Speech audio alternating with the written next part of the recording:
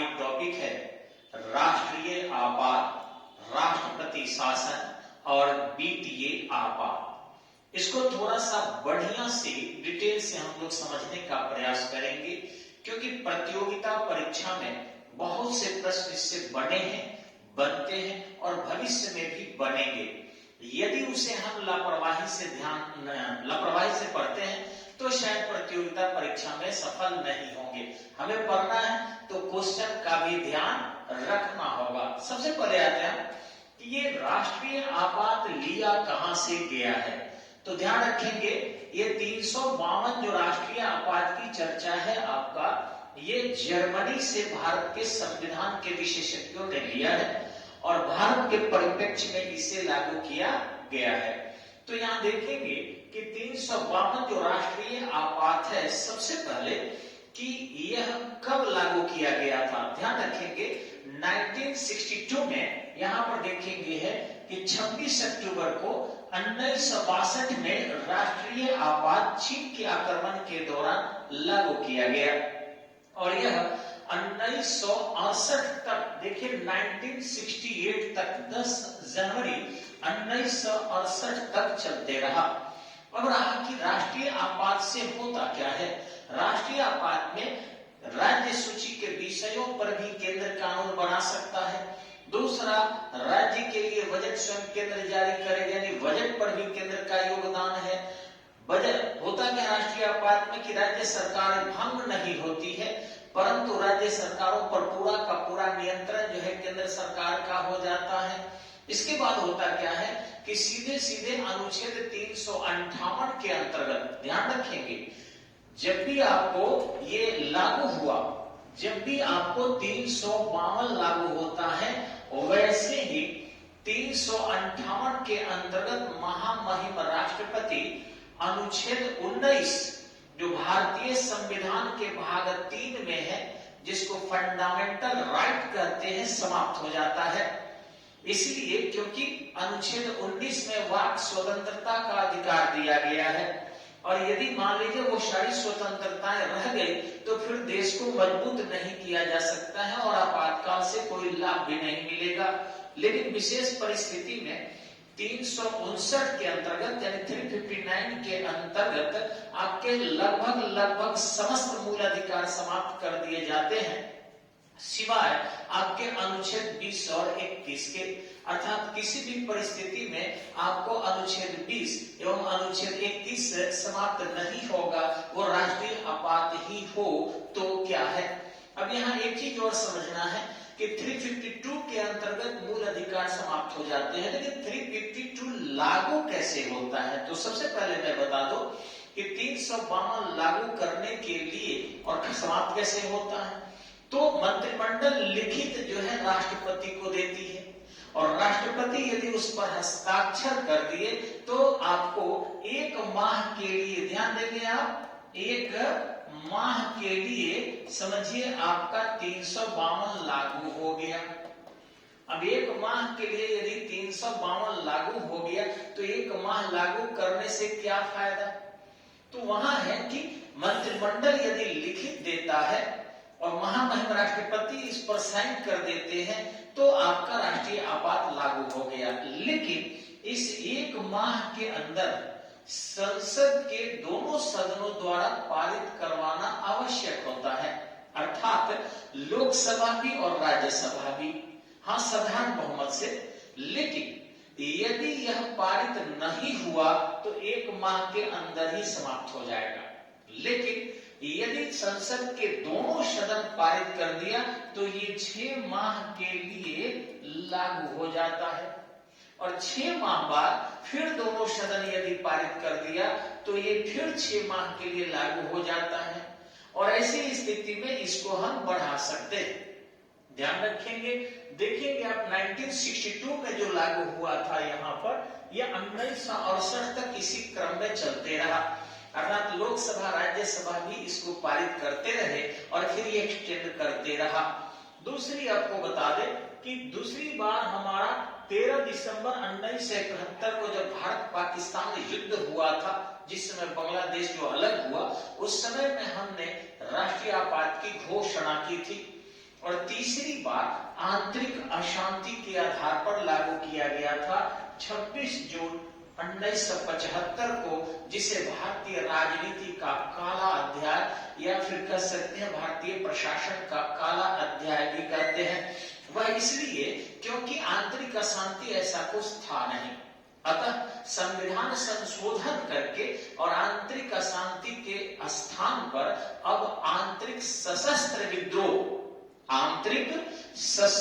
विद्रोह शब्द का प्रयोग कर दिया गया है और इस तरीके से कुछ न कुछ राष्ट्रीय आपात लागू करने पर प्रतिबंध लगाए गए हैं। अब रहा कि यदि राष्ट्रीय आपात लागू हो जाते हैं, ध्यान से समझिएगा, यदि राष्ट्रीय आपात लागू हो गया और संसद के दोनों सदन पारित भी कर दिए तो 6 माह के लिए तो शुरू, लेकिन अगर आप चाहते हैं कि पहले भी उसे समाप्त कर दे तो लोकसभा अथवा राज्यसभा, जिस सदन में भी राष्ट्रीय आपात को समाप्त करना है, अगर संसद का सत्र चल रहा है, ध्यान सुनना है, यदि संसद का सत्र चल रहा है तो ऐसी स्थिति में उसे हम लिखित लोकसभा के अध्यक्ष को देंगे और वे इस पर 14 दिन के अंदर बहस कराएंगे।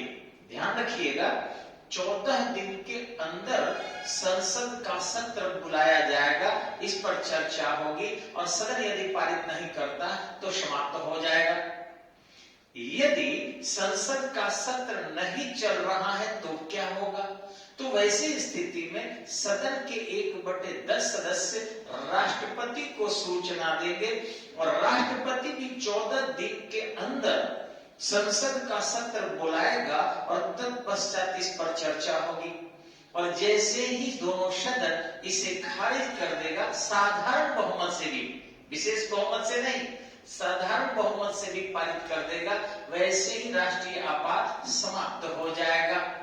अब रहा कि राष्ट्रीय आपात में जो बहुत सारे अधिकार समाप्त किए जाते हैं, जैसे राज्य का वित्तीय अधिकार है, राज्य का प्रशासनिक अधिकार है, राज्य सूची के विषय पर केंद्र कानून बना सकता है।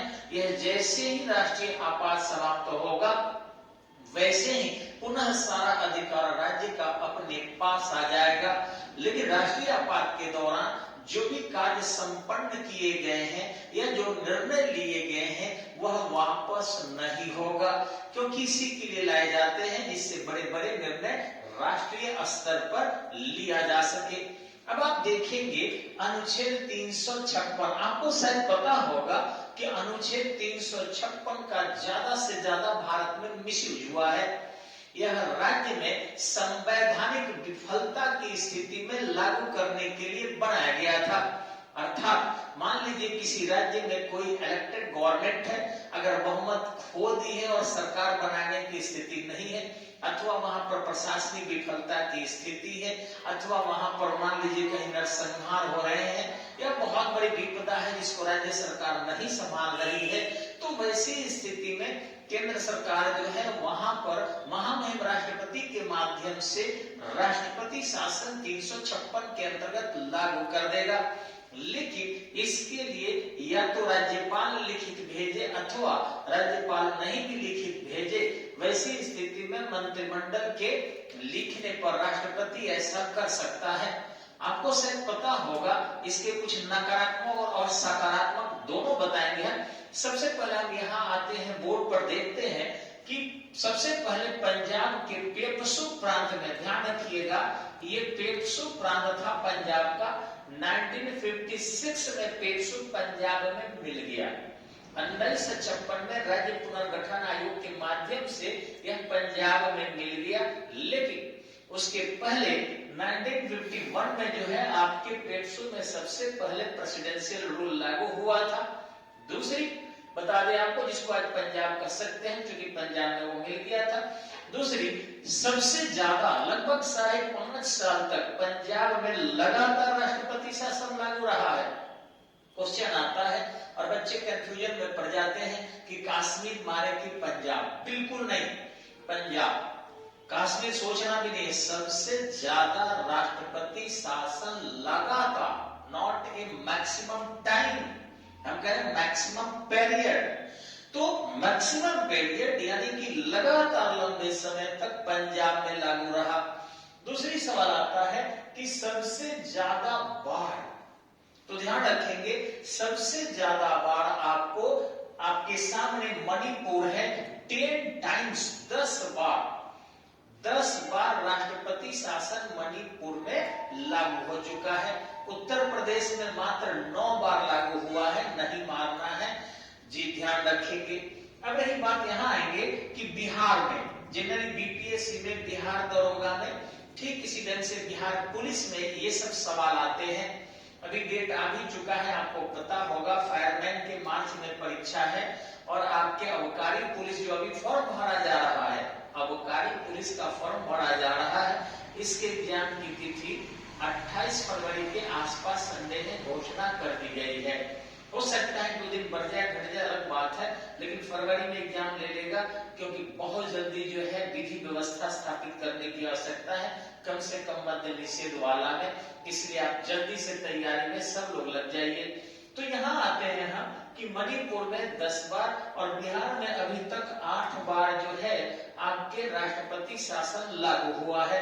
यहाँ आते हैं सबसे कम बार, तो सबसे कम बार कई राज्यों में लगा है, जैसे 1 बार महाराष्ट्र में लागू हुआ, ठीक इसी ढंग से 1 बार मिजोरम में लागू हुआ, ठीक इसी ढंग से 1 बार आपके अरुणाचल प्रदेश में लागू हुआ, अरुणाचल प्रदेश में लागू हुआ। तो एक बार इन राज्यों में लागू हुआ है, यानी सबसे कम बार लागू हुआ है, यानी वहां लगता है कि राष्ट्रपति शासन की आवश्यकता नहीं महसूस की गई है।